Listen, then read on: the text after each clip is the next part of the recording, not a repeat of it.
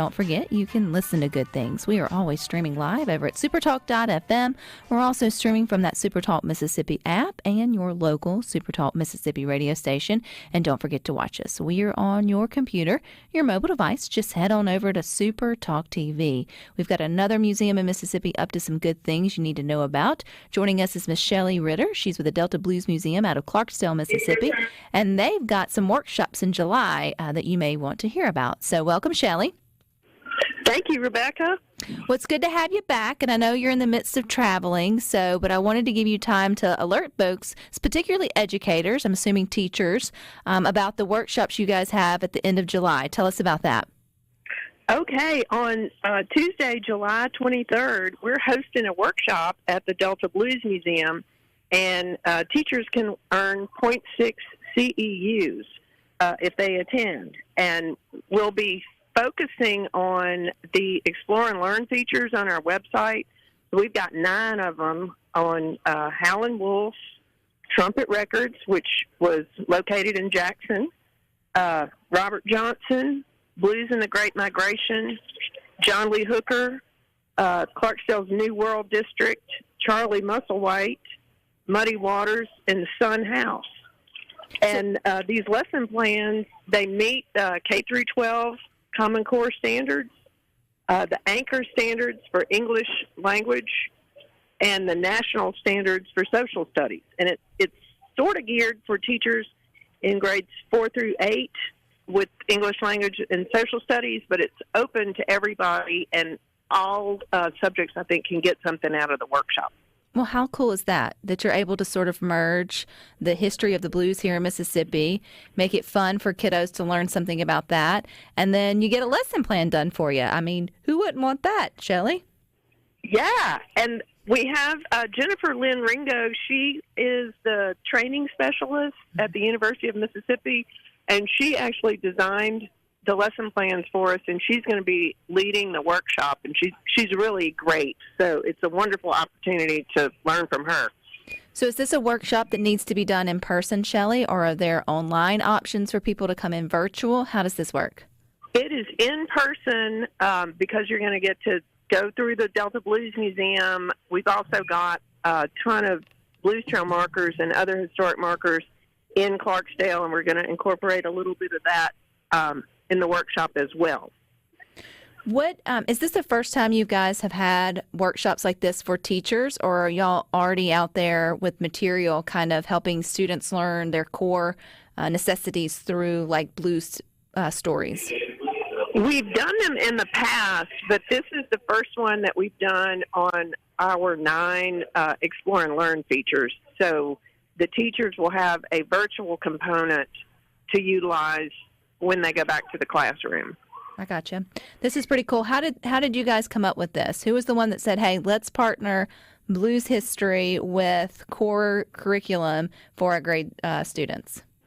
Well, we've been doing these Explore and Learn features for a while. It's an idea I actually kind of got from the Metropolitan Museum of Art when they did a Follow Van Gogh series.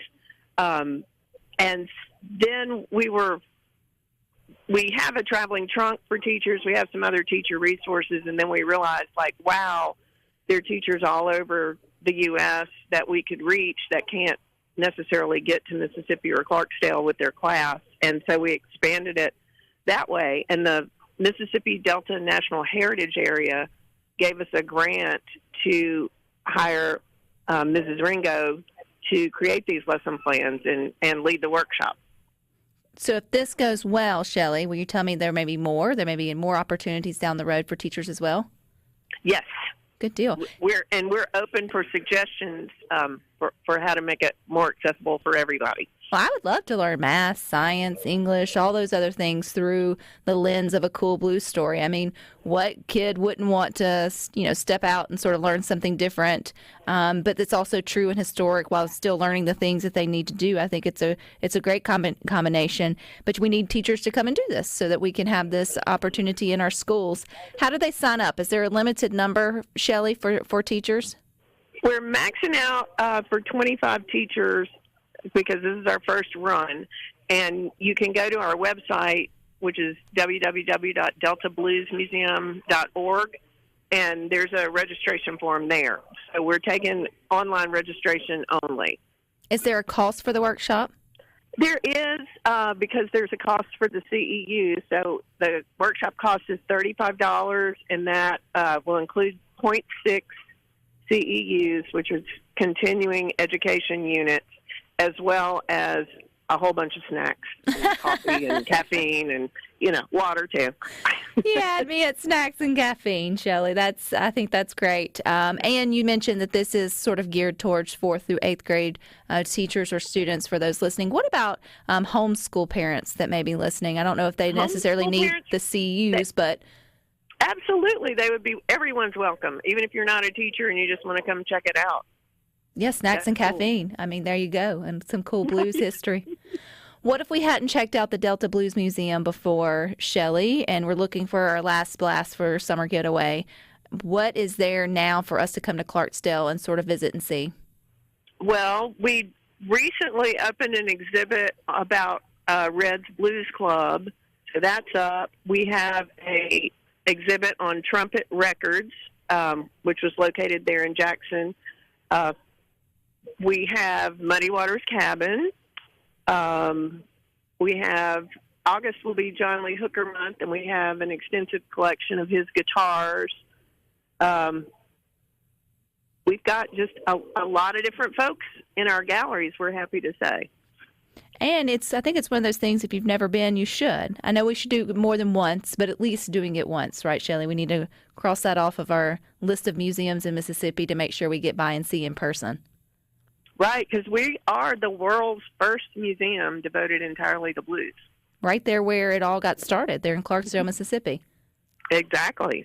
If we want to go and sign up for the workshops or just learn about times or any of the other information that you shared, exhibits, where's the best place to do that, Shelley? The Blues Museum website, which is deltabluesmuseum.org. One last thing, too. You mentioned if they can't bring students to Clarksdale. But what about, I know like sometimes you do have your homeschool parents who are in groups that like to do field trips. Do y'all do field trips if it can be done with students? We do, and people can bring students anytime they want if they can, get their funding and get to Clarksdale. But I spoke because I was meaning the teachers who are outside of Mississippi Gotcha. who want to bring their classes in. But that's not as feasible. Okay. Yes. I was like, it is feasible when they have the time, but it's not always feasible to do it next week, Right, because to me, those are some of the best field trips. So I just want to make sure if that's still an option that teachers as well as homeschool groups would know. I think kids would really enjoy that. You could make a whole day out of headed to Clarksdale and seeing all the sights and learning new things. But even then, if you can't, having this to pull into your curriculum, giving your kids a little bit of break of I don't know what else you would have taught, but doing something a little more fun, like bringing the blues into the math, science, and English and all the other core studies, I think would be really nice, really cool. Is there science? Is science one of them? I'd love to know how the blues connects with the science. Well, there's a science of sound. There you go. Yeah. Okay. Pretty cool. See?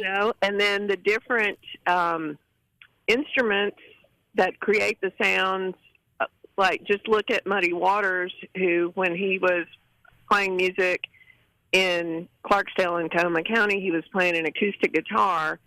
When he went to Chicago, he had to overcome all the sounds of the city, so he went from acoustic to electric.